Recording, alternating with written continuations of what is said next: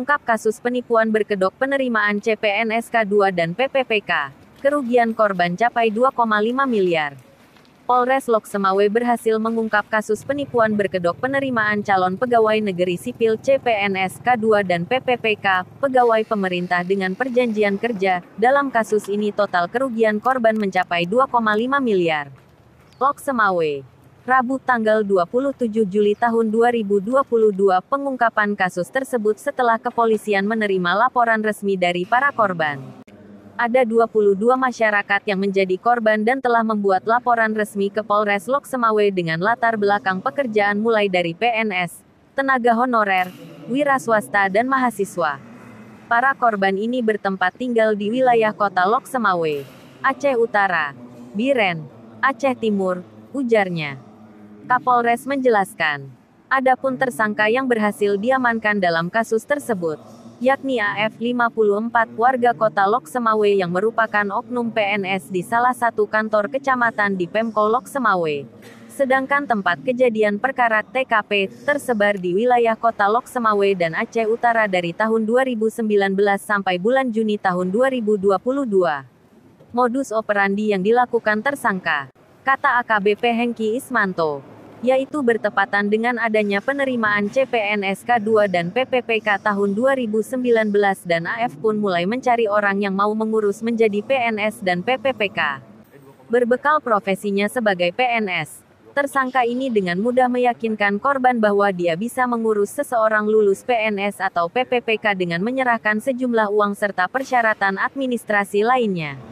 Jumlah uang yang diminta tersangka kepada korban untuk lulus menjadi PNS 120 juta dan untuk PPPK sebesar 35 juta per orang.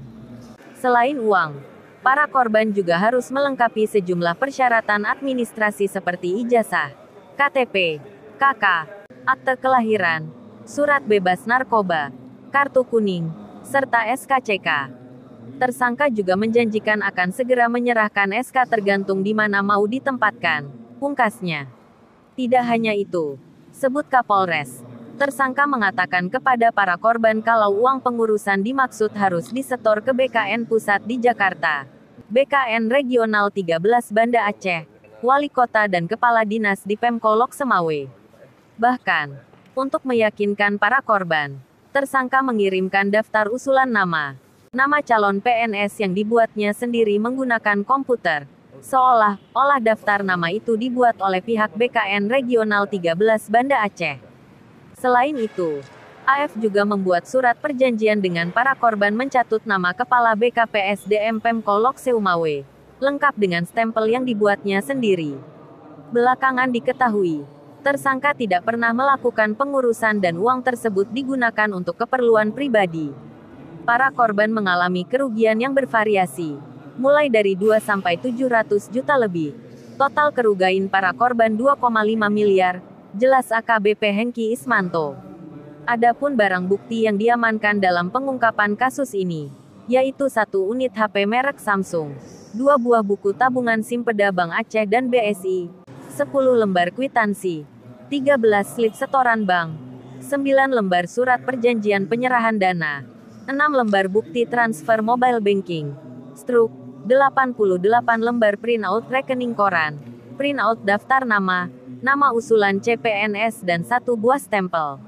Akibat perbuatannya, tersangka AF kini mendekam dalam sel tahanan Mapolsek Banda Sakti dan dijerat dengan pasal 378 Jo 372 Jo 64 KUHP Jo 84 KUHP tentang penipuan dan penggelapan serta tindak pidana yang terus berlanjut dengan ancaman hukuman 4 tahun penjara.